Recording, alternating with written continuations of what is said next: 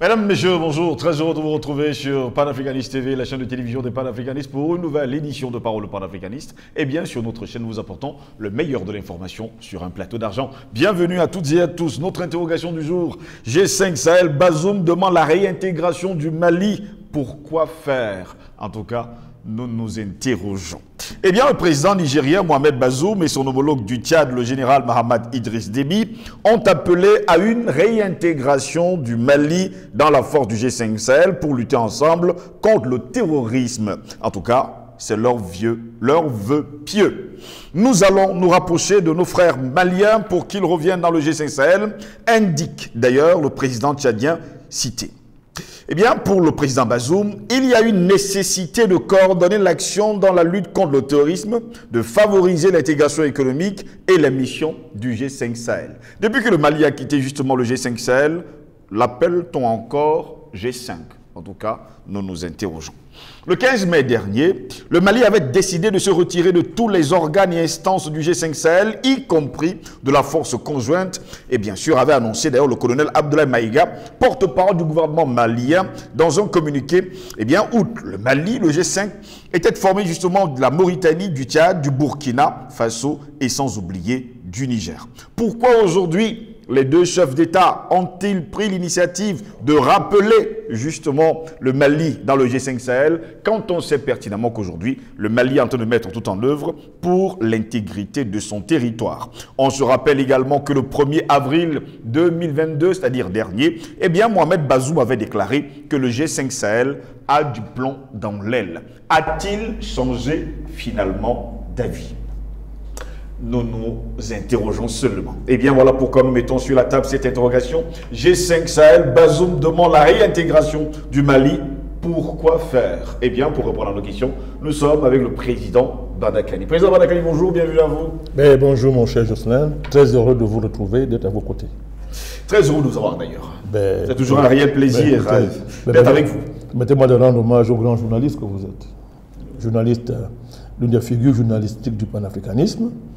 Et voilà, qui fait honneur au continent africain et qui est au cœur de ce combat que nous portons, que nous menons pour l'émancipation de notre continent en particulier, mais du genre humain en général.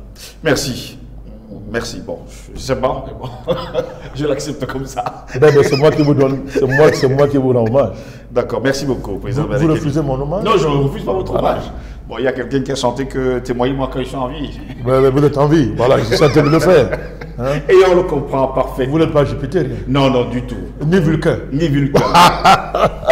Je ne me tente de rien dire. Revenons justement à notre interrogation du jour. G5 Sahel, Bazoum demande la réintégration du Mali. Pourquoi faire? On se rappelle quand même le 1er avril dernier, président Badakani, Mohamed Bazoum, sauf s'il a changé d'avis, ou alors peut-être qu'il a eu quelques petits problèmes de mémoire, déclarait que le G5 Sahel a du plomb dans l'aile. Ce monsieur n'est pas notre interlocuteur. Oui. Il faut d'abord lui montrer qu'on connaît ce jeu-là. Il n'est pas notre interlocuteur. Nous ne considérons pas ce qu'il dit. Parce qu'il n'est qu'un pion. Oui. Alors, allons vers les patrons. C'est quoi le G5 Sahel dans ce qu'on appelle dans le théâtre du Sahel, le G5 Sahel? Force d'appui à Barkhane dans la lutte contre les groupes djihadistes. Je répète. Oui. C'est Barkhane qui dit ça. Hein?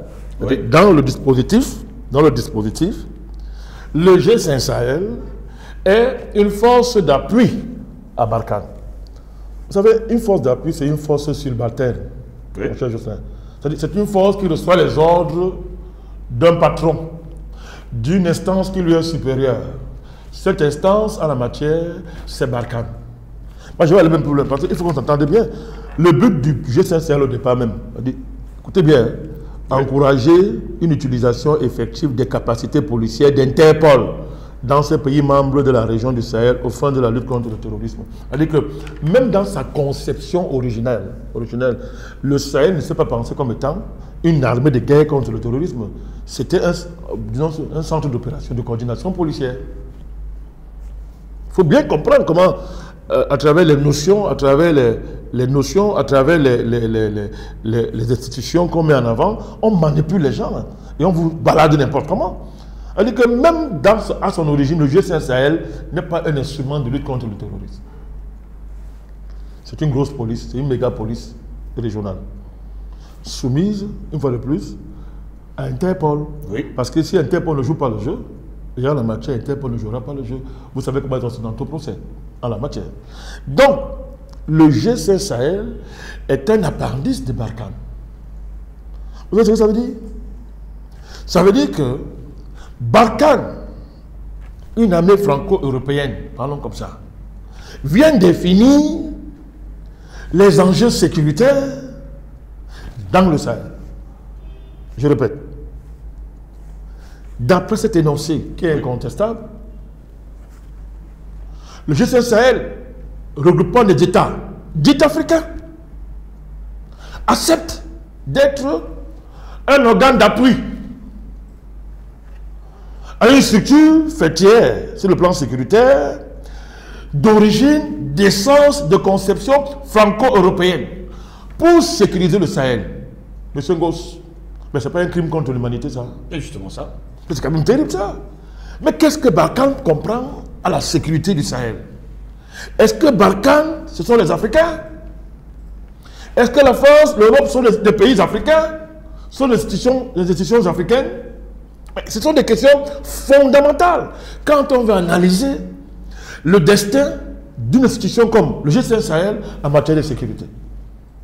Bon, quand vous avez compris ça, vous perdez le temps à écouter les élucubrations d'un type que vous appelez, je ne vais même pas appeler son nom. Le type qui s'agite au Niger, là. Vous voulez perdre le temps sur lui, quoi. C'est une radio, c'est-à-dire qu'on allume, il parle, on éteint, il ne parle pas. Voilà le vrai problème du G5 Sahel. Et du Sahel dans son ensemble. C'est-à-dire que vos ennemis, les créateurs du terrorisme, les financeurs, les parrains du terrorisme, viennent créer une architecture soi-disant en charge de lutter contre ce qui crée. Mais il y a là un problème. C'est un paradoxe majeur. C'est grave. Donc, dans l'affaire, dès le départ, l'idée de la sécurité, les enjeux sont faussés. Ça peut marcher. Alors, de manière plus prosaïque, factuelle, pourquoi le perroquet du Niger dit que non, il faut que le Mali revienne? D'abord, je vais dire une chose. Ne vous fiez pas aux apparences. Le bavardage français en public, la fausse suffisance, cache une misère secrète. C'est que la France ne s'est jamais résolue à perdre le Mali. Ne rêvez pas. Par derrière, les Français font les yeux doux aux Maliens. Je vous le dis. À l'heure actuelle, la direction de RFI, France 24, a séjourné au Mali combien de fois? Plusieurs fois. Pour supplier que pardon, il faut encore nous autoriser à émettre. Donc, on appelle la junte en public, mais la nuit, on envoie les responsables de la communication française à discuter avec la junte. La nuit, en suppliant que pardon, autorisez-nous encore à émettre. Vous voulez qu'on revienne sur les sanctions de la CEDEAO impulsées par la France, alors que la même France, la nuit, allait négocier avec la même soi-disant junte pour obtenir que Air France atterrisse calmement à Bamako. Donc, attention, on est là dans un jeu qui est clair. On fait pression à travers les larbins, à travers les pions, comme Bazoum, j'ai fini par appeler ce nom-là, hein, qui vont harceler le Mali pour que la France vienne par derrière et dire que bon, ok, on fait quoi, hein? On fait quoi? Marche avec moi, je vais éteindre le feu, la marche avec moi. C'est un harcèlement, c'est de cela qu'il s'agit. Donc, la France qui bavarde le jour, fait le bruit, mais comprend qu'elle n'a pas d'avenir dans le Sahel sans le Mali, elle n'a pas d'avenir. Ce n'est pas au Niger l'avenir. Le pays central du Sahel, c'est le Mali. La France sait très bien qu'elle n'a pas d'avenir, que ça, ces rêveries sahéliennes, tout ça n'auront pas de chance tant qu'elle n'a pas réussi à se réconcilier avec le Mali. C'est de cela qu'il s'agit. Ça, c'est sur le plan comment on appelle ça? C'est sur le plan de l'analyse de la réalité politique et géopolitique. Maintenant, de manière plus factuelle, qu'est-ce qui se passe? Le G5 Sahel sans le Mali ne vaut rien. Ce n'est plus le G5 finalement. Non, vous êtes gentil. Je dis ça ne vaut rien. Oui. Parce que, quelle est l'essence de cette flotte? L'essence du G5 Sahel, dirigé par Barkhane, n'est-ce pas, ait cette capacité d'opérer jusqu'à 50 km à profondeur au niveau des frontières, de ce qu'on appelle la région des trois frontières, Niger, Burkina, Mali. Donc, en fait, avoir en tout temps un droit de poursuite, c'est-à-dire le droit d'entrer dans un territoire pour aller pour chasser entre guillemets les terroristes. Entre guillemets. Oui. Mais à partir du moment où le Mali, depuis dans le G5 Sahel, c'est terminé, il n'y a plus de droit de poursuite. Et du coup, G5 Sahel est mort. On n'existe plus. C'est ça qu'il s'agit.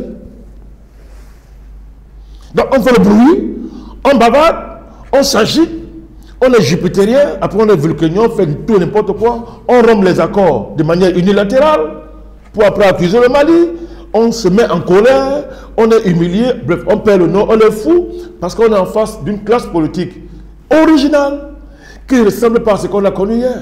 On est en face de 5 colonels, d'un premier ministre qui sont des déceptions, des gens qui n'ont rien à cirer avec, n'est-ce pas, les salamalek traditionnels, n'est-ce pas, qui tiennent lieu de politique dans la France-Afrique. Et du coup, Djiboutien, il est perdu. C'est lui qui a mis fin de manière unilatérale aux accords militaires qui liaient le Mali à Barkhane. C'est lui. Alors, il veut quoi? Donc, il passe par derrière, utiliser un pion, un sous-fifre, un sous-préfet, pour venir dire des bêtises qui n'ont pas de sens. Pourquoi d'abord on a voulu humilier le Mali? Pourquoi le Mali s'est retiré du G5 Sahel? Voilà la vraie question.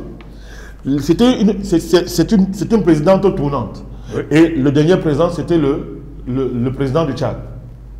Mais normalement, d'après les règles de l'institution, il revenait au Mali de droit d'assurer la présidence. Mais le Mali écrit au Tchad pour dire que, ben, écoutez, conformément au test de notre organisation, je suis prêt.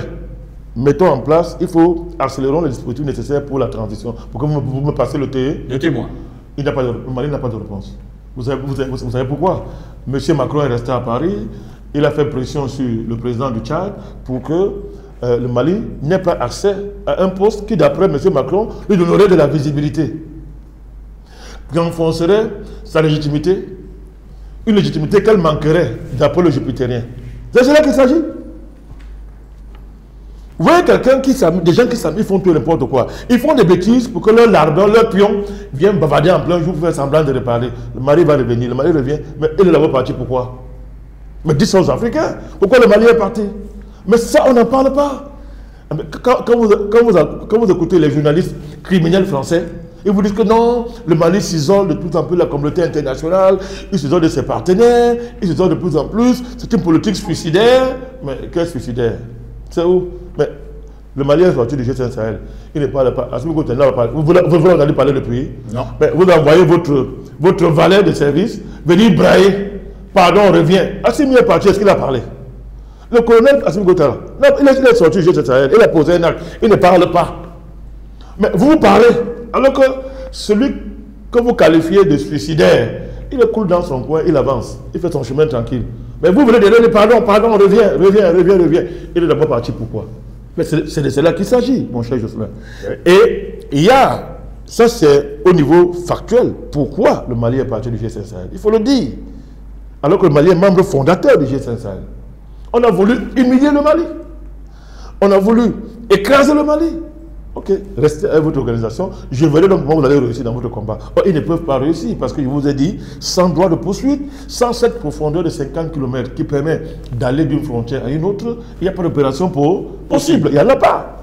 Il n'y en a pas. Et il y a un autre enjeu. Si les terroristes ont été fabriqués pour, comment dire ça, pour justifier une présence étrangère au Sahel, mais il faut quand même avouer qu'il y a les spécificités de pays en pays. C'est-à-dire que si vous avez des terroristes que vous avez fabriqués, dont le destin est d'opérer au Mali, et qui n'ont plus accès au Mali, ils vont rester où? Ça devient dangereux. Alors, allez, on part que Barkhane au Niger, et le valet sautille, il joue, il sautille parce qu'il pense que le temps est chez lui. Le temps est chez lui. Il sautille. Mais il y a un problème. Parce que ces gens avaient un projet. C'était de rendre le Sahel invivable pour justifier la présence étrangère. Mais à partir du moment où sur le plan géopolitique, l'opération est morte, parce que désormais, il y a un contre-poids géopolitique qui lui est un autre projet. de lutter réellement contre les terroristes. Or, dès que vous commencez à lutter contre les terroristes, vous voyez le terroriste en chef apparaître, la France. Vous voyez ces sous-fifres du Niger apparaître. Vous voyez ces sous-fifres de la Côte d'Ivoire apparaître. C'est clair et net. Tout le monde sait que M. Ouattara habille en djihadiste et en dozo les forces spéciales ivoiriennes pour aller créer la guerre au Mali. C'est connu au centre du Mali. Opposer les Dogons, les Peuls et les Bambara, on connaît tout ça. Parlez pour M. Bazoum.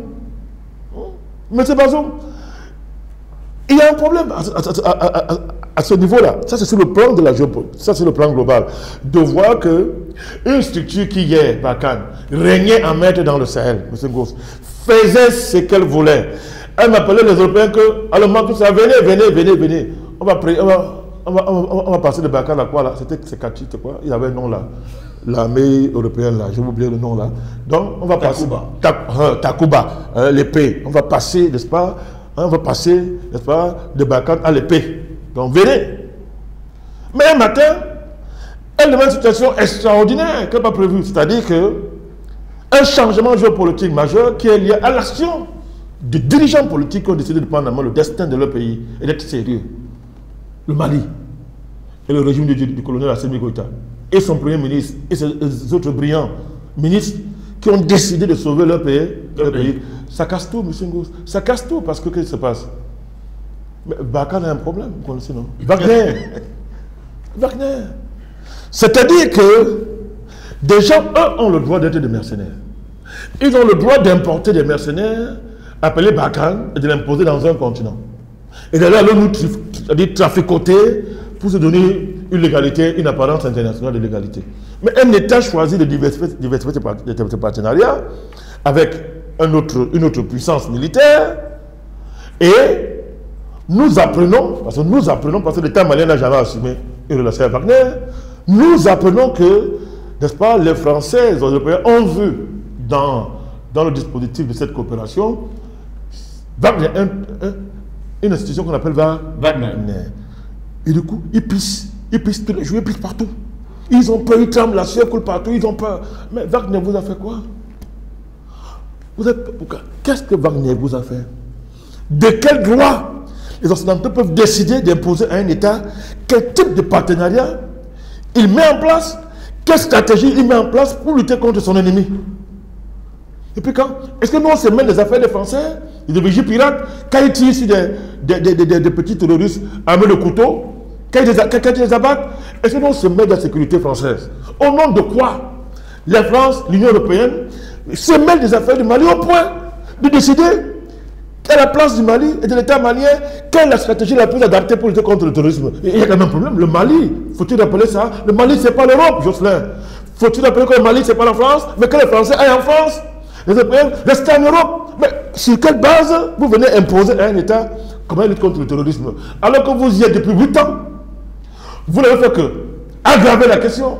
Vous avez multiplié les terroristes depuis 8 ans. On vous a fait confiance. Le sentiment pro-français au Mali est strictement devenu anti-français. On leur a posé la question de savoir mais comment on est passé d'un sentiment pro-Mali, pro-français au Mali, pour arriver à ce qu'ils appellent le sentiment anti-français au Mali, incapable d'analyser les dirigeants français incompétents et malades de leur racisme comme ils sont, ne sont pas en mesure de réfléchir. Alors on fait la fuite en avant. On insulte Wagner, matin, midi, soir. Wagner. Alors nous les Africains on a compris une chose, que Wagner est bien. Qu'à partir du moment où Wagner fait pisser les dirigeants européens, fait fuir les soldats français, détruit Barkhane par sa simple présence, mais Wagner est bien. D'où le concept de wagnerisation du continent que africain. tu aimes bien. Nous avons dit ça. Parce que, attends, on réfléchit quand même. Parce que mais, vous êtes pire que des mercenaires. Vous êtes pire que des mercenaires. On vous prend maintenant le sac. Les terroristes défilent à Kidal chaque année devant l'ambassadeur de France qui travaille à libérer la fantomatique République de l'Azawad. Oui. Ça s'appelle quoi? Comment on appelle cette type d'opération? Mais un État décide d'organiser sa sécurité. Vous vous mêlez, vous l'appelez État illégitime, vous insultez ses dirigeants et vous voulez le renverser. Mais il y a un problème. Vous voyez qu'il n'y a pas de compatibilité possible. M. Bazoum peut s'agiter comme il veut. Il a choisi le temps qu'il aille. Il va mourir avec le temps. Mais qui se taise? Parce qu'aucun Africain ne considère Bazoum. Qu'est-ce qu'on a en matière de terrorisme, Bazoum? Il comprend quoi ça? Quand on fait la stratégie de l'OTAN, de l'OTAN dans le Sahel, Bazoum comprend quoi? Il comprend quoi? Il n'est qu'un perroquet qui bavarde, qui dit ce qu'on lui a dit de dire. Aujourd'hui, il y a un choc géopolitique dans le Sahel. Le choc, c'est que je viens de vous l'expliquer, c'est que vous êtes en présence de deux puissances géopolitiques qui vont par le monde de la même façon, que les intérêts différents. Vous avez une puissance qui est antiterroriste, qui, lui, elle, quand elle vient quelque part, elle éradique les terroristes. C'est la puissance russe. Oui. Elle a l'expérience, elle a subi ça en Tchétchénie. Et c'est organisé par les Occidentaux. Elle a réglé ça. Donc elle a une expérience extraordinaire. Les Russes ne jouent pas avec les terroristes. Vous avez de l'autre côté notre puissance, l'Occident, l'Europe et la France, qui justement, parce qu'elles sont pauvres, ont intérêt, viennent terroriser le Sahel pour confisquer les matières premières. Mais comment Bazoum pense que de tels objectifs, de telles démarches sont conciliables? C'est inconciliable. La conciliation n'est pas possible. Comment dire ça? Cette communion aurait dû avoir lieu avant. S'il est question de lutter contre le terrorisme, mon chien gosse, mais dites-moi pourquoi la France, le Mali, les Russes ne s'entendent pas. Et pour l'interrogation. Mais attendez, mais s'il est question de chasser des terroristes, pourquoi la France, les Russes et les Maliens, le Niger, le Burkina ne peuvent pas se mettre ensemble et dire que mais, cette affaire-là, on règle ça en 2 jours. On veut nous faire croire que les voyous d'Agmi, hein, les voyous d'Agmi, le IGS là, hein, IGS là, donc les Katiba, donc ces petits groupes qui sont tellement puissants, mon cher Ngoz, puissants, que l'union de la France, de la Russie, du Mali, du Burkina, du Niger ne peut pas venir à bout. Il n'y a qu'en Afrique où on parle comme ça. Il n'y a qu'aux Africains où on fait comprendre des choses comme ça. Monsieur Ngoz, les choses sont claires. Notre ennemi, c'est l'Occident. Nous l'avons pris en flagrant délit d'activation du terrorisme, de financement des terroristes, de leur parrainage. On les a pris en flagrant délit. Quand tu prends ton ennemi en flagrant délit, alors qu'il est venu te détruire, si tu ne finis pas avec lui, toi-même tu es maudit. Jusqu'à preuve de contraire, est-ce que le Mali, pour sortir justement de cet entretien, n'a pas eu raison de sortir du G5 Sahel parce que depuis sa création, cette organisation ne s'est pas battue contre les terroristes? Mais ce n'est pas sa mission. Vous dites que c'est une grande police. C'est un service de police, M. Sahel. Je vous dis que dans ses buts originels, oui, c'est de coordonner les actions policières avec Interpol. Mais le renseignement, est-ce que les policiers luttent contre les terroristes? Non. Alors, je vous dis que dans sa conception, elle n'a pas vocation à lutter contre le terrorisme. Elle était appelée à évoluer pour s'adapter à une norme. Mais entre-temps, la France a détruit le G5 Sahel. Elle s'est mêlée. Elle est venue à Mauritanie. Il y a une réunion au G5 Sahel à Mauritanie. M. Macron s'est auto-invité. Il est venu dicter. Donc, la France a détruit le G5 Sahel pour en faire un auxiliaire de la politique, des stratégies géopolitiques françaises dans le Sahel. N'est-ce pas une mort programmée du G5 Sahel? Mort programmée, vous avez dit, clair et net. Mais le Mali a tiré les conséquences.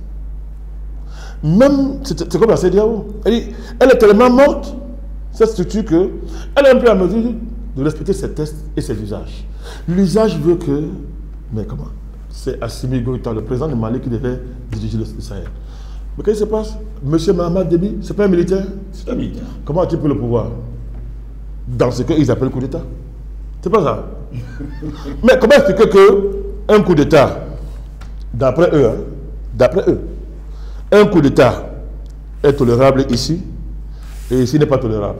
Donc, mettez-vous à la place du Mali. Mais Assimi Goïta observe que Mahamat Déby n'est pas différent de lui. Ils devaient même s'entendre plus tôt et être ensemble tous les jours, puisqu'ils sont dans le même sac, parlons comme ça. Mais le Mali observe que Mahamat dirige le G5 Sahel, M. Macron applaudit, l'Union européenne applaudit, mais quand le tour du Mali arrive, on dit que non, toi, Assimi Goïta, tu es une junte, tu es illégitime. Mais mot pour mot, le régime tchadien est quoi? Je dis mot pour mot, il est quoi? Vous voyez, c'est ça, le mépris à l'égard de l'Afrique. On nous prend pour des ignorants au point de faire de telles manigances de bas étages en se disant que non, ils ne sont pas des êtres humains. Ils ne vont pas comprendre. Le Mali a eu raison de quitter le G5 Sahel. Avec cet appel justement à la réintégration du Mali au sein du G5 Sahel, le Mali va-t-il revenir? Ou alors vous conseillerez-vous, vous, aux Maliens, ou alors au Mali de revenir dans ce G5? Je n'aime pas conseiller les dirigeants, parce que c'est une présentation que je ne revendique pas. les dirigeants du Mali connaissent là où se situent les intérêts de leur pays. Oui. S'ils estiment que le retour au G5 Sahel va servir le Mali, mais ils aviseront. Nous, on est là pour accompagner, Jocelyn. Nous sommes là, les panafricanistes sont là pour accompagner les chefs d'État qui veulent sortir leur pays du bourbier impérialiste. C'est notre rôle. On les accompagne. Nous ne sommes pas là pour donner des leçons à des présidents. Nous le faisons quand ils dépassent les lignes rouges, comme la CEDEAO à l'égard du Mali. Là, on est obligé de monter au créneau et de rappeler aux gens que c'est parce que vous êtes président que vous parlez au nom de l'Afrique. Il faut arrêter ça. Nous aussi, on a le droit, on a notre mot à dire. Et qu'à partir du moment où, en vous cachant derrière vos parapluies de président, vous voulez trahir le continent, vous le trouverez sur votre chemin. On sera dur, on sera impitoyable à votre égard. Nous l'avons fait. Si c'est à refaire, on le refera. Nous sommes allés jusqu'à dire qu'ils ne sont pas des présidents. C'est clair. Ce sont des valets d'un petit gamin de l'Élysée. Nous l'avons dit. Mais notre démarche depuis 10 ans n'a jamais été de s'opposer au chef d'État. Nous avons dit que les panafricanistes sont là. Chaque président qui est dans une dynamique d'émancipation à l'égard de la criminalité impérialiste, nous on le soutient. Pour l'instant, les dirigeants maliens sont excellents. Ils sont dans cette dynamique à fond. Leur dynamique est panafricaniste. D'ailleurs, ils revendiquent le panafricanisme. Oui. Le président Assimi Goïta nous a rendu hommage dans son discours. J'espère que vous l'avez suivi. Oui. Il a rendu hommage ouvertement. Il a dit merci aux panafricanistes. Nous, on ne ment pas trop. Hein. Oui. On ne ment pas trop. Donc, moi, je n'ai pas envie de conseiller l'autorité malienne d'entrer ou de quitter au G5, de venir au G5 Sahel. C'est à eux d'analyser, n'est-ce pas, les intérêts de leur pays. Mais nous parlons. Nous disons des choses. Nous mettons sur la place publique des enjeux que personne ne peut dire qu'il ne voit pas. Moi, vous me faites ça, pour que je revienne, c'est que j'ai compris que plus jamais vous n'allez plus faire ce que vous m'avez fait, avant que je revienne. Donc je reviens en position de force. Donc si le Mali est en position de force, mais qu'il revienne au G5 Sahel. Mais là, je ne vois pas encore. Les Français n'ont pas capitulé. Du tout. Ils n'ont pas capitulé. Et ils continuent à instrumentaliser les Bazoum, les Ouattara. Hein, le Ouattara et le Tchad dans une certaine mesure, parce que ce dossier tchadien, je continue à dire, n'allez pas vite. Il y a les gens qui vont très vite, mais pas vite. La géopolitique demande une certaine expérience, il ne faut pas aller vite. Et beaucoup de patience. Très bien, mon cher Jotin, et beaucoup de patience. Donc, M. Macron veut instrumentaliser, comme d'habitude, ces pions africains pour faire pression sur le Mali et obtenir des concessions. C'est de cela qu'il s'agit. Donc, le Mali doit analyser, regarder quels sont ses intérêts, bien lire le rapport de force, ils savent le faire. Ce sont des militaires d'ailleurs, ils savent le faire et décider en connaissance de cause. Voilà. Merci à vous, Président Badakani, d'avoir été encore aujourd'hui avec nous. C'était un plaisir d'être à vos côtés. Très heureux également de vous retrouver. On espère également que ce sera la prochaine dans les jours qui viennent. Mesdames, Messieurs, c'est ici que s'achève cette autre édition de Parole panafricaniste. Au plaisir de vous retrouver très prochainement. N'oubliez surtout pas, comme François Dessalles, pour croire le bien, un témoignage me suffit. Il m'en faut 100 pour croire le mal. Bonne journée à toutes et à tous.